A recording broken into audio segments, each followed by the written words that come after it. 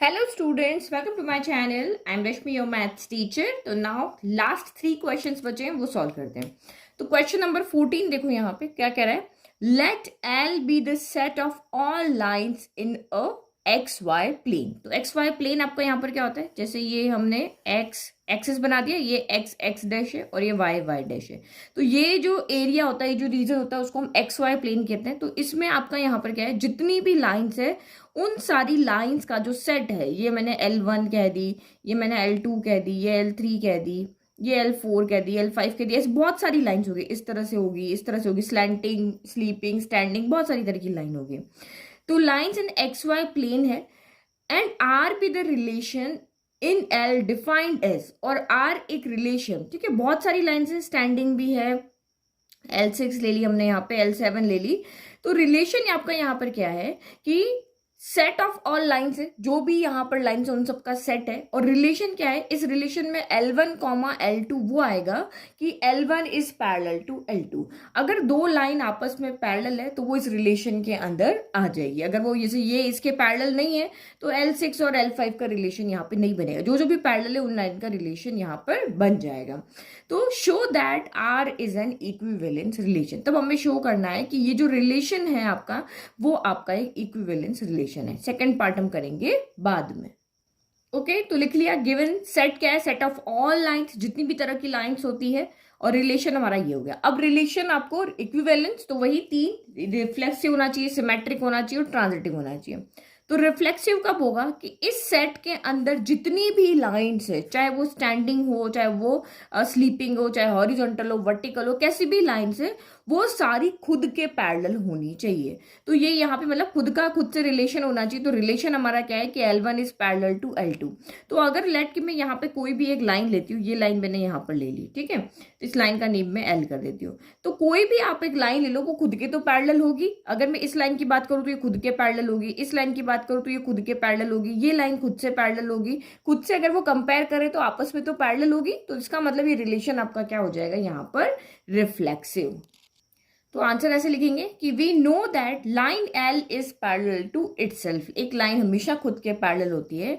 सो L L relation में belong करेगा. किस किस के लिए, for all L belongs to L. L इस सेट, ये वाला क्या है, सेट है आपका. इस सेट के अंदर जितनी भी लाइंस है वो खुद के पैरेलल होगी, इसलिए रिलेशन आपका यहाँ पर क्या है, रिफ्लेक्सिव है. नाउ सिमेट्रिक के लिए आपको क्या शो करना पड़ता है. सिमेट्रिक के लिए आप इस सेट के अंदर, यानी जो आपका सेट L है उसके अंदर कोई भी दो लाइन लोगे, लाइक कि L1 ले लिया, L2 ले लिया, तो अगर ये आपस में पैरेलल है, अगर L1 L2 के पैरेलल है तो L2 भी L1 के क्या होगी, पैरेलल होगी. क्योंकि इसमें तो उल्टा पुल्टा होता है. पहले तुम्हारा मुझसे रिलेशन होगा, फिर मुझसे, अगर तुम्हारा मुझसे रिलेशन है तो मेरा भी तुमसे रिलेशन होगा. यही तो हमारा सिमेट्रिक कहता है. ठीक है, ये वाला रिलेशन है, उसका उल्टा वहां पर होना चाहिए. तो हम यहाँ पे कोई भी दो लाइन ले लेते हैं. लाइक कि एक लाइन मैंने यहाँ पे L1 लिए, ये लाइन मैंने यहाँ पर L2 लिए. अगर ये आपस में L1 L2 के पैरेलल है तो L2 भी L1 के पैरेलल होगी ही होगी. हर वो दो लाइन इस रिलेशन के अंदर तभी आ रही है जब वो आपस में पैरेलल है. बिना पैरेलल वाली लाइन, जैसे ये लाइन इस लाइन के पैरेलल नहीं तो वो रिलेशन में नहीं आ रही है. जो पैरेलल है वही लाइन यहाँ पर आ रही है. तो जो भी दो लाइन यहाँ पर आ रही है उसका उल्टा भी यहाँ पर होगा ही होगा. ठीक है, तो इस तरह से आपको यहाँ पर लिख देना है. सेम ऐसे ही लिख देना है कि अगर L1 L2 के पैरेलल है देन L2 भी L1 के पैरेलल होगी. तो ये बिलोंग कर रहा है तो ये भी बिलोंग कर रहा है, तो रिलेशन सिमेट्रिक है. नाउ ट्रांजिटिव के लिए मैं 3 लाइन देखनी पड़ती है. तो ये लाइन हमने L1 ले लिया, ये लाइन हमने L2 ले लिया और ये लाइन हमने यहाँ पे L3 ले लिया. अगर ये इसके पैरेलल है एंड L2 L3 के पैरेलल है, हमने यहाँ पे देखा कि L1 L2 के पैरेलल है एंड L2 जो है L3 के पैरेलल है, तो L1 भी L3 के पैरेलल होगी ही होगी. सारी लाइन आपस में पैरेलल है, चाहे कोई भी 3 ले लो तो वो भी आपस में क्या होगी, यहाँ पर तीनों ही आपस में क्या होगी, पैरेलल होगी. तो बस जैसे ये लिखा वैसे यहाँ पे भी बहुत सिंपल क्वेश्चन है ये वाला. तो ठीक है, तो ये हमने यहाँ पे सेम जैसे ऊपर लिखा वैसे लिख दिया कि L1 इसके पैरेलल है, L2 इसके पैरेलल है, L2 L3 के पैरेलल है, तो L1 भी L3 के पैरेलल होगा. और वही डेफिनेशन की फॉर्म थी, बिल्कुल वैसे ही यहाँ पर लिख दिया. लिखना बहुत इंपॉर्टेंट है, इसलिए सब चीज लिख करके बता रही हूँ. समझ तो आप वैसे गए हो, लेकिन ये चीजें आपको वहां पे लिखनी भी आनी चाहिए, क्योंकि पूरा ये जो एक्सरसाइज है वो पूरी की पूरी आपकी थ्योरेटिकल है. तो यही लिखेंगे. ये फाइनल आंसर लिखना भी जरूरी है कि अगर R आपका रिफ्लेक्सिव भी हो रहा है, सिमेट्रिक भी हो रहा है, ट्रांजिटिव हो रहा है, इसलिए रिलेशन जो है वो आपका इक्विवेलेंस रिलेशन है. नाउ क्वेश्चन का सेकंड पार्ट देखो, find the set of all lines related to the lines y equal to 2x plus 4। तो आपको यहाँ पे क्या है कि y equal to 2x plus 4 से रिलेटेड जितनी भी सेट ऑफ लाइंस है उससे रिलेटेड आपको यहाँ पे क्या लिखनी है, एक इक्वेशन लिख करके बतानी है। Find the set of all lines, find the set of all lines, तो सेट ऑफ ऑल लाइंस को आप लिखोगे कैसे कि हमारी ये लाइन है, ये लाइन है, ये लाइन है जो इस लाइन से रिलेट कर रही है, तो हम उनकी इक्वेशन ही तो लिखेंगे। जैसे ही आपको इक्वेशन दी हुई तो हम उस एक इक्वेशन लिख करके बताएंगे जो इससे रिलेटेड हो, और वो सारी लाइंस का क्या सेट होगा। सेट करने का मतलब क्या होगी, वो वेरिएबल की फॉर्म में होगी। किस फॉर्म में होगी, वेरिएबल की फॉर्म में। इस तरह से नहीं होगी कि उसमें आप वैल्यू चेंज करते रहोगे, तो वो सारी वैल्यू चेंज करते करते हमें इससे रिलेटेड लाइंस मिल जाएगी इक्वेशन की। कैसे देखो, तो पुराना 11th क्लास में पढ़ा हुआ है वो याद रखना, ठीक है। तो we have to find the set of all lines related to lines. इस लाइन से रिलेटेड हमें यहाँ पे सेट ऑफ लाइंस की इक्वेशन बनानी है। तो अगर आप इस लाइन की इक्वेशन को देखोगे तो ये आपकी किस फॉर्म में, ये हमारी इस फॉर्म में y equal to M X plus C की फॉर्म में, इसी फॉर्म में है ना। ये देखो y equal to M X plus C, तो ये आपका यहाँ पर क्या है, m है, और ये आपका यहाँ पर क्या है, कांस्टेंट है। तो हमें इसी से रिलेटेड इक्वेशन बनानी, तो हम लेट करते हैं कि वो सारी सेट ऑफ लाइन जो इससे रिलेटेड है उसकी इक्वेशन ये है। तो बस इस इक्वेशन के अंदर आपको यहाँ पे क्या करना है, जो वैल्यू हम पुट कर सकते हैं वो पुट कर देंगे। तो हमारा यहाँ पे वेरिएबल कौन है, x है और y है। तो हमें सिर्फ यहाँ पे अगर हम m की वैल्यू पुट कर पाए या c की वैल्यू पुट कर पाए तो हम यहाँ पर इसकी रिलेटेड इक्वेशन बना सकते हैं, क्योंकि आप x y की वैल्यू जैसे ही चेंज करोगे वो लाइन की इक्वेशन यहाँ पर चेंज हो जाएगी। तो बस मुझे यहाँ पे m की वैल्यू लेकर आनी, क्योंकि आपको पता है हमारी जो सेट ऑफ ऑल लाइंस थी वो क्या थी, पैरेलल लाइंस थी। वो सारी लाइंस जो पैरेलल थी वो हमारी रिलेशन के अंदर आई थी। तो इन सब का जो स्लोप होगा, इसका जो स्लोप है वही इस लाइन में भी स्लोप वही होगा, क्योंकि पैरेलल है। तो ये अगर इस स्लोप पे है तो इसका m अगर यहाँ पर 2 है, इसका m कितना 2 है ना, तो इन सब का m भी क्या होगा, 2 होगा। लेकिन इक्वेशन आपकी चेंज होगी, पैरेलल है तो ये लाइन के अंदर है तो इसकी एक्स वाई की वैल्यू तो चेंज होगी, बस खाली इनका सबका स्लोप क्या होगा, एक जैसा होगा। ये समझ में आ गया ना। तो बस कुछ नहीं करना, यहाँ का स्लोप उठा के यहाँ रख देना है और आपकी इससे रिलेटेड सारी लाइंस की क्या बन जाएगी, इक्वेशन। क्योंकि अगर कोई लाइंस अगर रिलेटेड है तो उनका स्लोप एक जैसा होगा, बाकी सब चीजें उनकी चेंज होगी, ओनली स्लोप उनका सेम होगा, ठीक है। तो ये इस तरह से लिख दीजिए, पर आप डायरेक्ट आंसर तो नहीं लिखोगे, पूरा सॉल्व करके आपको दिखाना पड़ेगा। तो हमने लिखा let equation of line parallel to y equal to 2x plus 4 is y equal to mx plus c हो गई। ये मैंने आपको पहले ही बता दिया। Where m is the slope of line, यहाँ पे m क्या है, स्लोप है लाइन का। तो ये भी आपकी पैरेलल, ये भी एक लाइन की इक्वेशन है, ये भी एक लाइन की इक्वेशन है, और दोनों आपस में क्या है, पैरेलल है। ये जैसे ये दोनों पैरेलल है वैसे दोनों पैरेलल है। अगर दो लाइन पैरेलल है तो दोनों के स्लोप यहाँ पे क्या होंगे, इक्वल होंगे। इसका स्लोप क्या है, इसको m1 ले लिया हमने 2, इसका स्लोप क्या है m2, इसको m ले लिया।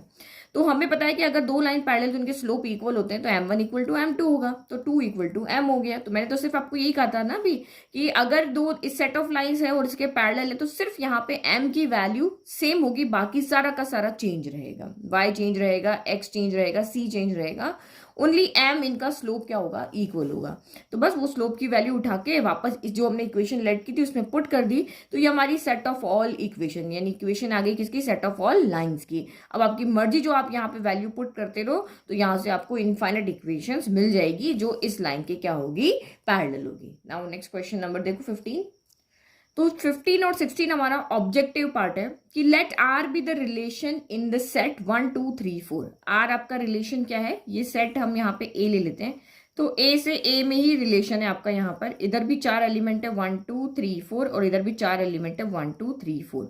अब रिलेशन इन्होंने दिया है 1 का 2 से रिलेशन है, 1 का 2 से, फिर 2 का 2 से, फिर 1 1 है, 4 4 है, 1 3 है, 3 3 है, 3 2। ये आपको रिलेशन यहाँ पे दिया हुआ है। चूज द करेक्ट आंसर, तो इसमें से आपको ऑप्शन में से बताना है कि क्या ये रिफ्लेक्सिव है, सिमेट्रिक नहीं है, तो जो भी हो, या इक्विवेलेंस रिलेशन है। हम पहले देख लेते हैं कि क्या है ये, ताकि हम अपना आंसर इसमें से देख सकें। तो फर्स्ट अगर मैं यहाँ पे रिफ्लेक्सिव देखती हूँ तो रिफ्लेक्सिव में आपको पता है कि अगर ये सेट है तो रिफ्लेक्सिव के लिए क्या होना चाहिए, 1 1 रिलेशन में होना चाहिए, 2 2 होना चाहिए, 3 3 होना चाहिए, 4 4 होना चाहिए। यही पता है आपको, रिफ्लेक्सिव में खुद का खुद से रिलेशन होना चाहिए। तो देखो यहाँ पे 1 1 है, 2 2 है, 4 4 है और 3 3 है, मतलब जितने भी सेट ए के एलिमेंट है उसकी डबलेट यहाँ पर अवेलेबल है ना, डबलेट 1 1 है, 2 2 है, 3 3 है, 4 4 है।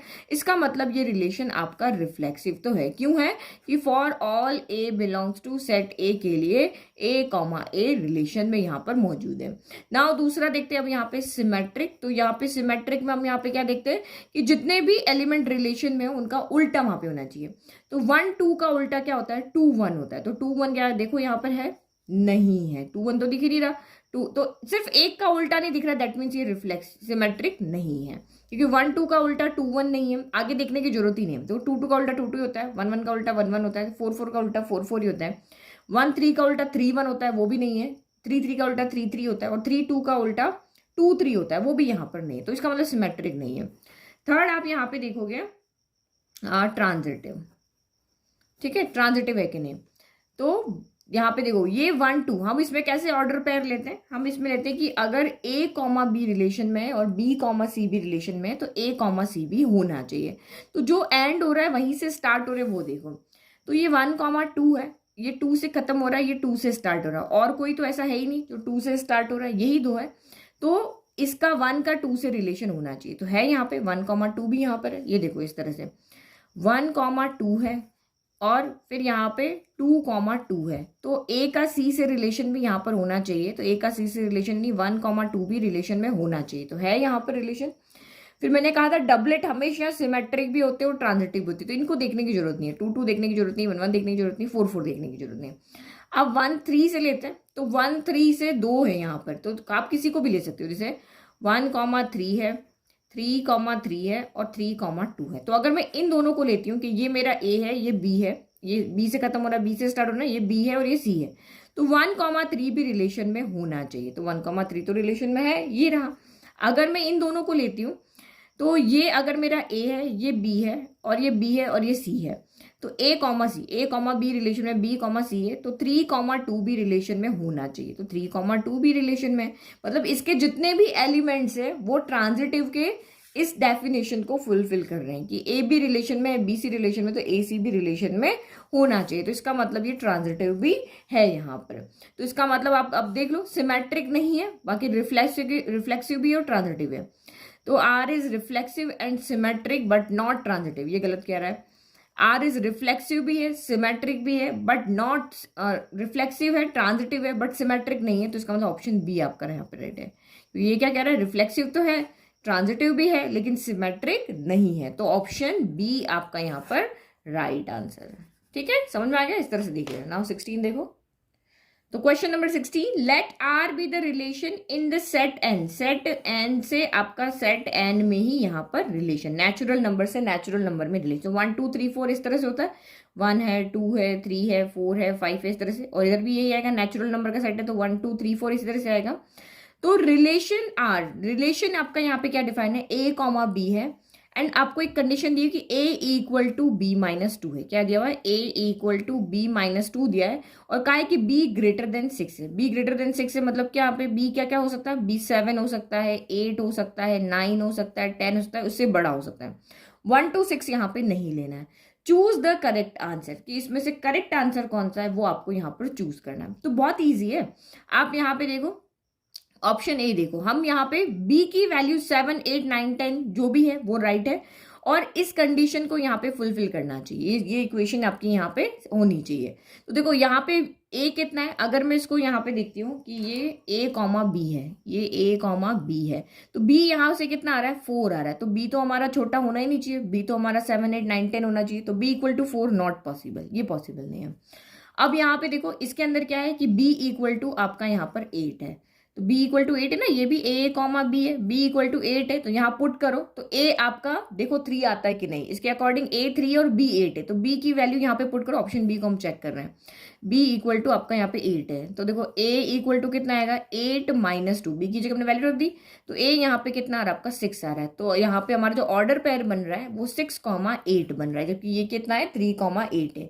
b की वैल्यू 8 लेने पर a हमारा 6 आ रहा है, तो 6 कॉमा 8 आपका ऑर्डर पेयर बना रिलेशन के अंदर, बट ये 3 कॉमा 8 है, तो ये भी आपका यहाँ पर ट्रू नहीं है। फिर सी वाला ऑप्शन देखते हैं, ये कितना आपका 6 कॉमा 8 है, तो 6 कॉमा 8 तो अभी हमने सॉल्व किया ना, ये देखो बी यहाँ पे भी ए कितना है आपका 6 है और बी कितना है 8 है।